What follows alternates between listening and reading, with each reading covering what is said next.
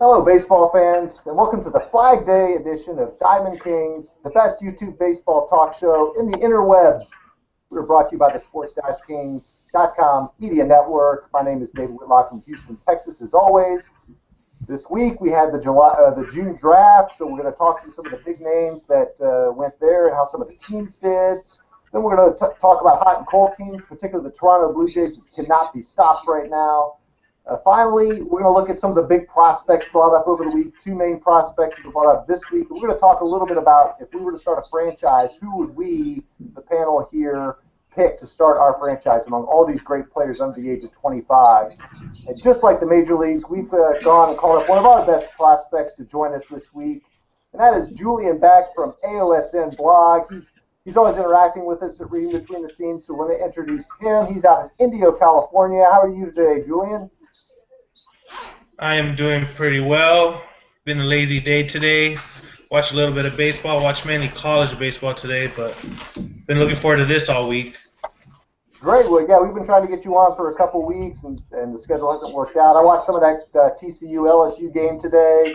I guess if I'm not going to cheer for the Longhorns, I should cheer for the other Texas team, although they're kind of our rivals, so it's mixed emotions there. And then, of course, we bring back one of our big veterans that's here almost every week, Kelvin LaPierre from Rockport, New York. How are you, Kelvin? Good. Wishing this weather would break here. It's been raining every day this week besides yesterday, so waiting for that to finally break through. Yeah, there's already a talk of a tropical storm bearing down on Houston this week, so we're starting to pay attention to that. It's that time of year that's getting to summer where you get those rain patterns. So we're glad everybody could join us. Let's dive right in. We had the draft this week. I think it was Monday. Last week, if you watched our show, we did a little preview and talked through some of the big names. And so I'll kind of walk through some of the names and ask for you guys' reaction, names that caught your fancy and or teams that you follow and how you think they did. Dansby Swanson, the shortstop from Vanderbilt, went number 1 to Arizona. Houston had the 2 and the 5. They took LSU's Alex Bregman at shortstop, and then Kyle Tucker with the 5 pick, the high schooler, brother of Preston Tucker. 3 and 4 was Brendan Rodgers to the Colorado Rockies and Dylan Tate to the Texas Rangers. Other notables, we talked a little bit about Minnesota's strategy. They took Tyler J at 6. Going down the list here, Brady Aiken, the number 1 pick last year, went 17 to Cleveland. The New York Yankees at 16 took James Kaprielian from UCLA.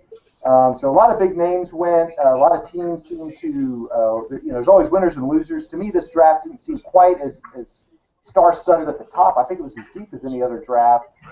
So Kelvin and I were talking before the show. We'll start with you, Kelvin.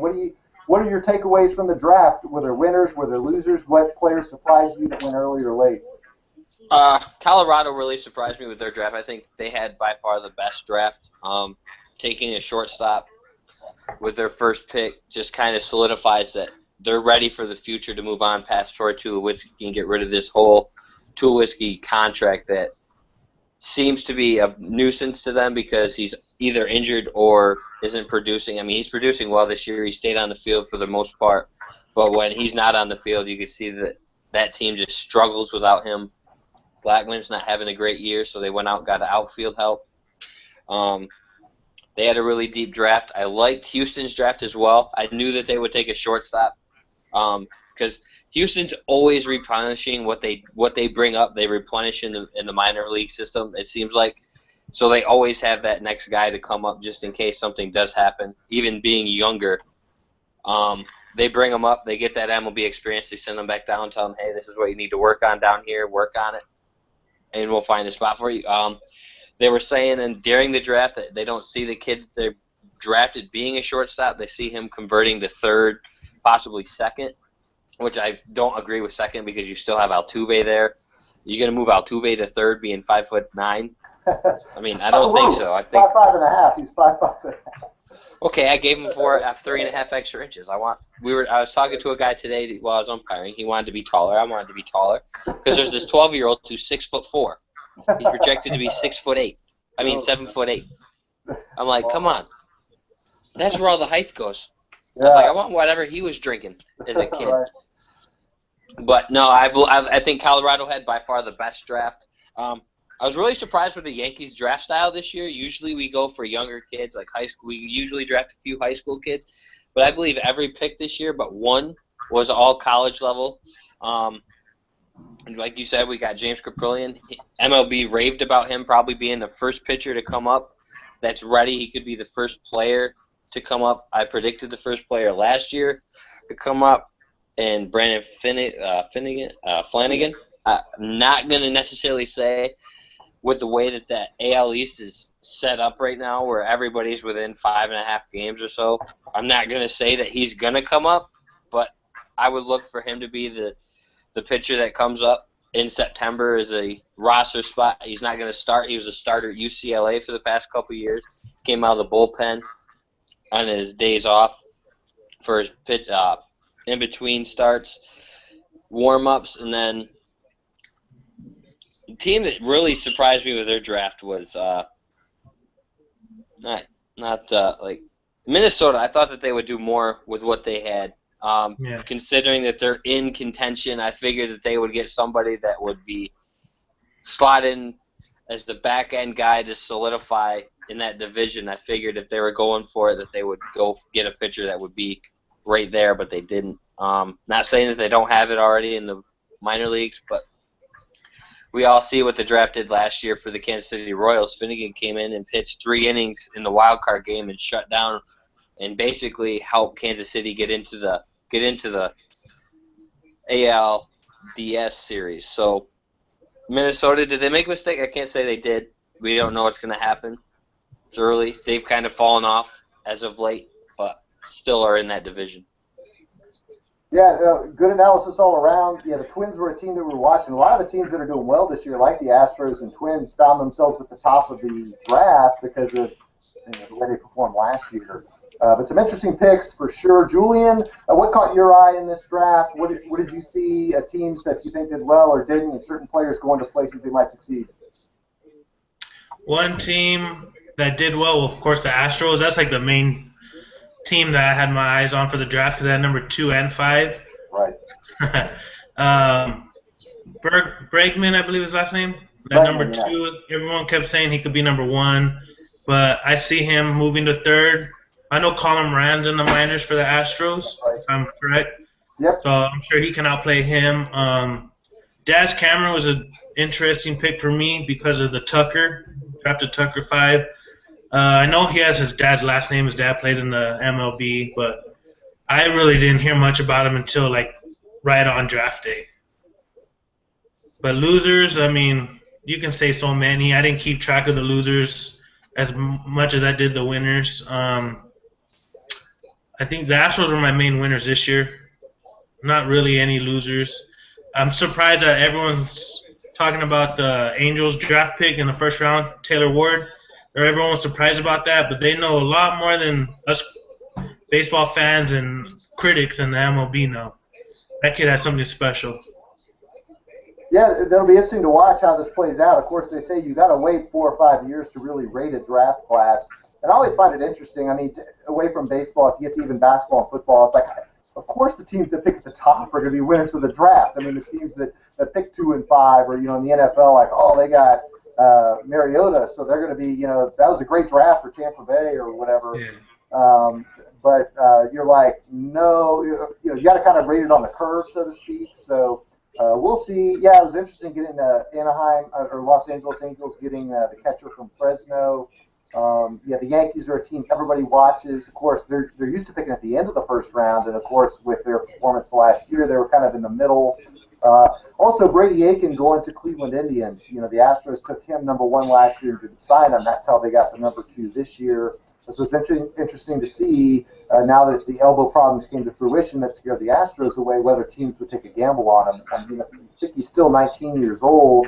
He's still got plenty of career ahead of him.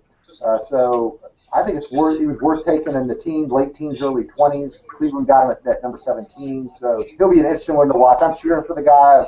I feel bad it didn't work out with the Astros, but no hard feelings. He didn't do anything wrong. I don't think the Astros did anything wrong. They were doing due diligence, and they turned that now, of course, into the Bregman pick. As for the Astros, I was hoping they'd get a pitcher with that first pick. I was looking at the guy from Fullerton that they didn't get. The Rangers got him instead. The Rangers are always right there to try to take our best players. But it was a good draft. A couple other notes. The Astros got a Clemens and a Biggio out of the draft. Roger Clemens' son and Craig Biggio's son. So it'll be interesting to see if they go ahead and sign before college or continue their college careers. They weren't early round picks, so they won't make that much money. But of course, their dads made plenty in their careers. I'm surprised a lot of big name pitchers fell to the second, third round in the draft. Yeah, it was a lot of bats, a lot of sticks early in the first round. It was a power loaded draft though. That's why. Yeah. You haven't seen the power production from a shortstop class since the Jeter class for home run power, and Right. so that's a position that's lacking in home run power right now in the big league. So you're gonna go get it while it's there. Pitching's always going to be there. You can find pitching anywhere in the draft. It's basically the luck of the draw when it comes to pitching in the big leagues. You want to go out there and get your field positions first. Yeah, it's definitely much more. There's no sure thing in pitching. I mean, okay, even like Steven Strasburg, there's probably people out there now that think he's a bust because he keeps getting hurt. And he's never done it in the postseason because one year they wouldn't let him pitch in the postseason, and the next year the Nationals could get past the first round. One more note on the fellow from UCLA. UCLA getting knocked out at the regional level. That probably might have saved some innings there for that pitcher that he can then turn into some innings late for the Yankees. So you never know how that's going to work out. So we'll transition now. Talk more about the AL East, in particular the Toronto Blue Jays. Are just on fire right now. Nobody can seem to stop them. This time last week, we had that crazy play where the Astros were about to beat them, but then a fly ball was on the infield, and Jonathan Villar hit the guy standing on second. The ball fell. The roof caved in. Toronto won again. Flash forward another week, another 6 or 7 wins. They've had 11 straight wins. They're only one game out in the American League East behind the Rays and the Yankees, which are tied for first. The Orioles were hot this week. They won about 5 straight before losing today. So we'll start with Julian this time. Can the Blue Jays keep this momentum going and make a big postseason run? Could they even be the favorites in the AL East right now? Or do you think this is just kind of one of those things that teams go through that eventually they'll cool off and fall back kind of to the norm? They usually fizzle out. That's what they're kind of known for. I mean, getting Russell Martin and Josh Johnson this offseason, you expected what they're doing right now all season long. Right now, Russell Martin's really carrying the offense. Usually they switch off from Russell Martin, Donaldson, Encarnacion, and Bautista. They're always switching on who's the leader for carrying the offense. The only Achilles heel I have for them is their pitching. They have no pitching in the rotation, so I think they'll fizzle out probably tomorrow. The mathematical odds are against them. They can't just keep winning like this, or can they? But it's interesting, some of the names you put out there, Russell Martin, Josh Donaldson, Edwin Encarnacion, Jose Bautista, Jose Reyes. These are all all-star players. So you've got 5 guys in their regular 9 lineup that have been in the all-star game before. Not all of them have been performing year after year, but that lineup was really good. They have the best positive run differential in all of baseball. And they're just mashing right now. I think they scored double digits today against the Red Sox. Yesterday, Martin had the big home run in extra innings to beat the flailing Red Sox. So Kelvin, the Yankees stumbled a little bit this week. They recovered and won today. The Blue Jays are nipping at the heels. Are the Blue Jays going to surge ahead of the Yankees and Rays? Or, again, is this just kind of one of those things that the teams go up and down? Well, this is just the picture of the AL East this year. This is what was predicted. It's going to be an up and down thing for everybody. Everybody's going to go on their run. Everybody's going to have their moments where they're really, really good and they're really, really bad. The Yankees went through it a couple weeks ago where they went 2 out of 13, so they went 2-11 in a 13-game stretch. Then they came back and they won 7 straight. Then they lost 4 straight, and now they won today. I mean, Toronto, they're averaging 8 runs per game in their 11-game winning streak. Wow. They tied their franchise record today of 11 straight. I'm not sure who they play tomorrow, if they might be off tomorrow because it tends to be the AL East is off on Mondays. Baltimore's getting hot. Just took 3 out of 4 from the Yankees, so Baltimore's getting hot. Boston, I think Boston's done. Nothing. Every time we say that Boston's going to come out of it, they seem to go even farther back. Like today, they got beat 13-5. They lost yesterday in extra innings. Russell Martin's home run. Russell Martin, in my eyes, is the key to Toronto's success this season. Veteran catcher, has a World Series ring with the Yankees. I think he got in 2009, or he might have came over he came the year after that. But he's got the experience with the Yankees, and he took that. What he did with A.J. Burnett in New York seems to be what he's doing with the whole pitching staff in Toronto. R.A. Dickey has pitched well of late, but he hasn't pitched great. He's pitched well, better than he had been before. Burley has come around. I don't see this continuing, though. They're not going to average 8 runs per game for the rest of the season to keep any streak like this going. It's just not going to happen. Eventually, the offense is going to fizzle down. The offense goes around Jose Reyes. When Jose Reyes is performing well, like he has been during this 11-game winning streak, and he's on base and he's stealing bases, that's when this team seems to be going because they can hit and run, they can steal bases, and then you have the pitching that goes along with it. Then you're bound to win ball games. Yeah, you touched on a couple interesting points there. They don't have a lot of all-stars in their rotation, but with Russell Martin back there, it's like he improves that pitching staff just a little bit. Each pitcher with his experience, and he's Canadian, so he's a local guy that they can trust. And the bullpen's been interesting because they've kind of been flip-flopping closers. They've kind of got 4 or 5 guys that are all borderline closers. You don't have that dominant guy, but of course, as every team is looking as you get deeper into the season, it's hard to believe we're only about 6 weeks away from the trade deadline. Closers will be out there from those teams in the bottom half of the standings. They could go out and get a shutdown closer, perhaps. They could get another starting pitcher. I don't see a lot of starting pitching arms available in the trade deadline. There's a couple really big names. I mean, Hamels, Cueto, some of those guys, but there's not 6 or 7 or 8 guys, like last year. There's Lester, Samardzija, some other guys. So I think it'll be the Yankees and Blue Jays. Nobody's picking the Rays to go, but they always surprise us every year. I agree that the Red Sox, I wrote a blog this week, that the Red Sox are really, really in trouble. Their starting pitching is just awful, and their bullpen blew up the other day. Uehara is getting old. Their offense isn't. He didn't give up a run in that game, though. He went perfect inning. Well, peace, but we'll see. I don't see them, particularly with the way the Blue Jays are playing, and the way the Yankees have surprised too. Because you have the Yankees here, Alex Rodriguez, nobody knew what to get out of him. They're definitely getting, a plus WAR, if nothing else, out of him. Plus Teixeira's leading the league in RBI. Plus some of the younger pitchers have done well. Plus their bullpen is strong with Kansas and now the Hurt Miller. So. That's good. We'll be talking about the AL East and the AL West a lot. And the AL Central, all the divisions got some good teams that are going to come down to the wire. So the next subject I want to talk about is it seems like this year has been just a bumper crop with some of those big name prospects we've been hearing about for 2 or 3 years come up. A couple years ago we had, really 3 years ago, we had Trout and Harper come up, and they both won Rookie of the Year, and they're both going to lead the franchise and be the face of baseball now that Jeter's moved on. Just this year, of course, Chris Bryant got called up, and that was very big. And I was watching him and what he did in spring training. From the Astros' perspective, Carlos Correa just continued tearing it up. They finally called him up. The Texas Rangers called up Gallo a couple weeks ago, Joey Gallo. So he's raking, hit another home run today. He's up to 4 home runs. Just yesterday, Byron Buxton for the Twins got called up. These are all teams that are competing. Astros, Twins, Rangers, and Cubs are right in the middle of it. So my question to you, and I know what Kelvin answered last year. We'll go to him second.